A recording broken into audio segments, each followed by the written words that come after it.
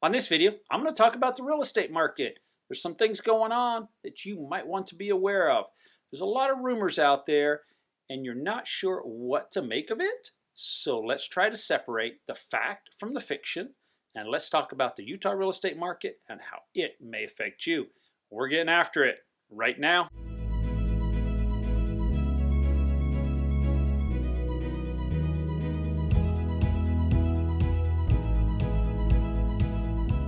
Welcome to the Living in Utah channel. I'm Mike Gallagher. I'm a local real estate agent right here in the local area. On this channel, we talk everything about the state of Utah. So if you don't want to miss any content, you may consider tapping that subscribe button down below and hitting that bell notification. You'll receive an alert every time I release a new video. And that's every week. Apart from making videos, we help people buy or sell real estate right here in the local area, and we absolutely love it.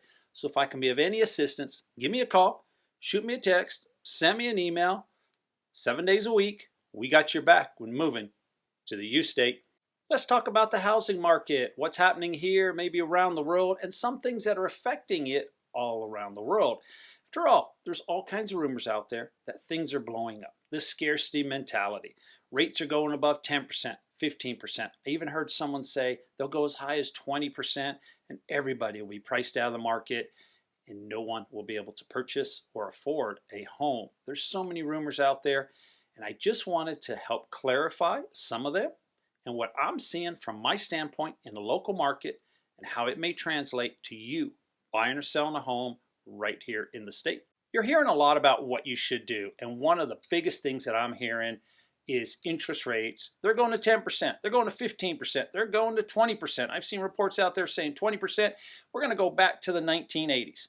Well, the fact is, no one really knows. I don't know, and no one else knows where the rates will go. The rates are being controlled by the Federal Reserve. They make that decision, and they have not come out and said, we are taking rates to 10, 15, 20%. They have said that they anticipate that they may have to do more rate increases in 2022 and possibly in 2023. Those numbers have not been released. They're taking it month by month. They are raising the rates to help combat the inflation that we're seeing all around the country. Actually, around the world, we're seeing inflation. Now, inflation could slow down with the rate increases that they've already put into place. It could also increase. But when they raise the rates, it's designed to slow the inflation, take money out of the economy. It's more expensive to get a car loan, a truck loan, a boat, a UTV, a home. They're slowing down the consumer and the business purchases. And as we break down the inflation, some of the issues are from supply chain problems that we are experiencing around the world.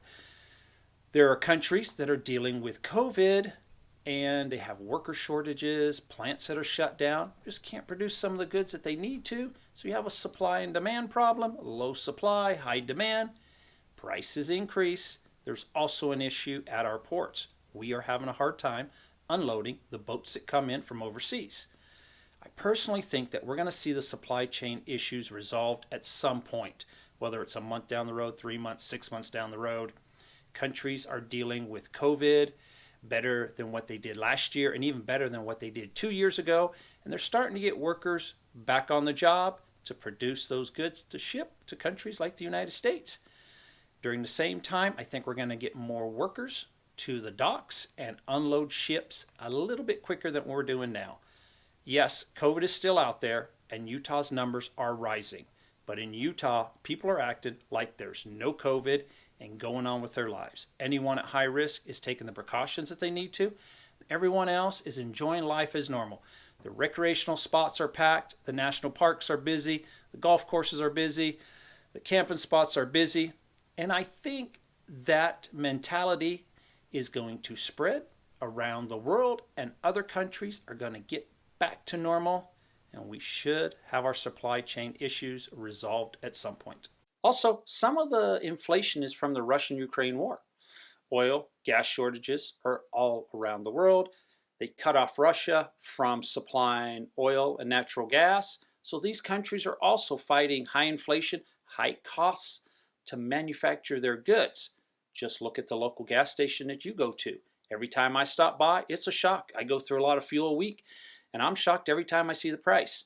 But at some point, you hope that there's a resolution with this conflict. Hopefully soon. Hopefully very, very soon. Now, I have no crystal ball into Mr. Putin's thinking, but I like to look at the positive things. It's been reported he's got poor health. Maybe we have a different government at some point, and they say, hey, we're the good guys. We'd like to open up our oil and gas production and do business with the rest of the world. So when this conflict ends or gets resolved, it should help with the inflation numbers. So we're seeing many things in the market that affect interest rates. And some of these issues, as they get resolved, should slow the interest rate increases, or maybe stop the interest rate increases, or maybe even reverse the increases. So what am I seeing with the housing market here locally? Well, people are still buying and selling homes. Business is still being transacted. I'm finding that most people, or a lot of people, are buying down their interest rates on their home purchases so they can lock in that rate. Now, if the rates climb higher this year or next year, they're then protected with that fixed rate that they obtain on their purchase. And if the rates go down, they plan on refinancing to the lower rate. I'm finding that most people would rather own a home than rent a home. And in the state, rents are increasing over the entire state. Let me give you an example. I just went and looked at a rental for someone. The particular neighborhood, it's a nice neighborhood. The home would probably sell in today's market for around the $450,000 range. They're asking $23.95 in rent for that home.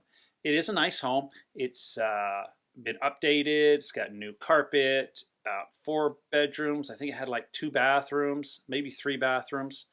But the rent in that particular neighborhood is about $23.95. I'm also seeing what I call the big boys coming to town, the Wall Street money, the hedge funds.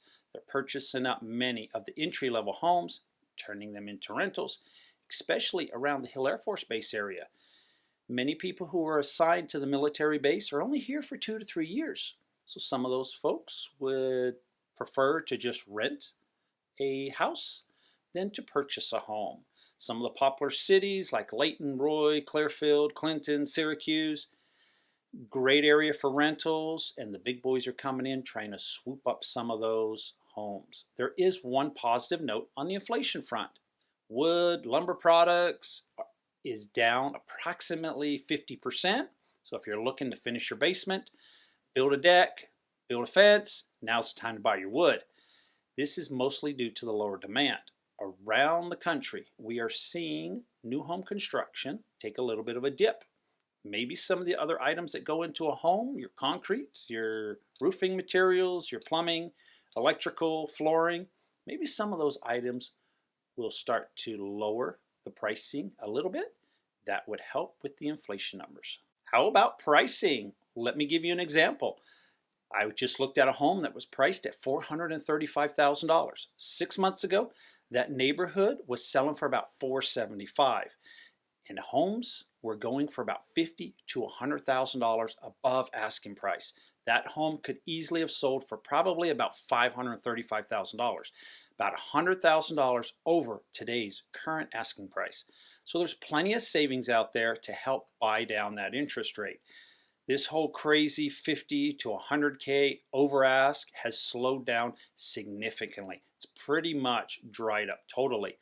And the whole purchasing a home with no contingencies is drying up even faster.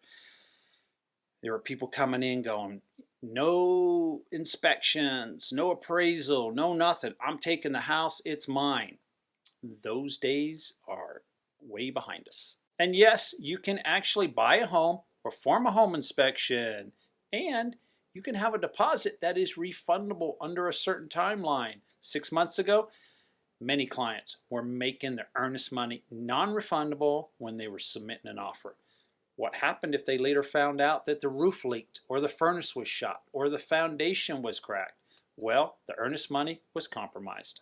And with more inventory, it means that you can be a little more picky. How about that house with the ugly paint? We'll pass on that. About the home with the outdated flooring, we'll pass on that. And the home that was located on a busy street, I saw many people buying homes that were on very busy streets. You can be a little more picky, you can pass on that home. I also saw people buying homes that were right next to a rail line or maybe right next to the freeway, and you got the cars going up and down 24 hours a day. Maybe you were looking for a home in a particular school district. Well, now there is more available. In the over 55 communities 6 months ago, I had a hard time trying to find a home in an over 55 community. Now you can find those homes. New construction, new builds. You can actually find a home that is near completion, and I've seen a couple that are 100% complete, ready to move in right now.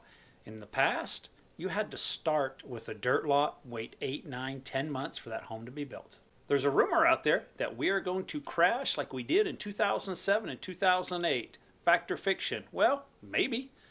Who really knows? No one has a crystal ball. I don't have a crystal ball for the future. But we can look at some of the facts that occurred during that time period, a period that I remember very well. One of the major issues that was going on during this time period was what I call a mortgage meltdown.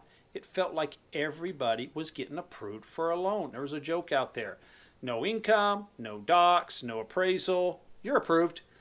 But today, we have different lending regulations in place. Lenders are much more strict about lending. Let's look at credit scores. Today, the average credit score on a home loan is about 751. Back in 2010, it was 699. A big difference there. Let's look at home prices. Today, prices have soared around the country. Most homeowners have equity, or what I call tappable equity. Equity that a homeowner can use during difficult times. Nationally, the mortgage debt is less than 43% of the current home values, and that's across the United States. It's the lowest on record. Then we talk about negative equity. That is when a borrower owes more on a loan than what the home is worth. Right now, it's pretty much non-existent. It's a very low number. But during the crash of 07 and 08, 1 in 4 homeowners were underwater. That's 25% of the homes across the United States during that time period were underwater. So if home prices fall, we have a little bit of a cushion. Homeowners can use some of that equity to bail out during some tough times. Also today, there's not as many of the risky adjustable rate mortgages out there. They have tightened up a lot of those terms on those particular policies. In today's market, we have approximately 2.5 million adjustable rate mortgages that are outstanding. That is the lowest on record. It's about 8% of all mortgages. And today, 80% of those adjustable rate mortgages have a fixed rate between about 7 to 10 years. Back in 07, 08, those timelines were cut probably in half on some loans. I do remember during the crash, there were many people that were due to have rate increases in just a few years for very large amounts, sometimes $1,000 a month. And I often wondered, how are they going to do it? Well, some of those folks did not manage to make those payments. So today, we have about 1.4 million adjustable rate mortgages that are going to need a higher rate increase or a higher reset. Back in 2007, that number was 10 million. Back then, 10 million people were seeing rate increases. Right now, we have about 1.4 million people who will get a rate increase. A big difference. So things have changed in the lending department to prevent what happened back in 07 and 08. There's also other changes that occurred, especially in the appraisal process to prevent what we had going on back in 07 and 08. But we could still have a housing crash. But I think instead of a mortgage meltdown like we did back in 07 and 08, it would probably come from another angle of attack. Probably from the inflation numbers continuing to set new record heights, and then we enter a deep recession. And if unemployment takes off to the moon, there's a lot of job losses. If those items happened, I would imagine that housing would have to come down in price. Bottom line is, some people would not be able to make their mortgage payments, so that would affect the pricing. But currently, right now, around the country, unemployment is very low. And in some states, they are setting record low unemployment numbers. Like right here in Utah, we are below 2%. Now, if things change, I'll be the first to let you know. Appreciate you watching this video. If you have any kind of questions, by all means, reach out to me. Glad to answer anything that I can. Until the next video, take care and stay safe.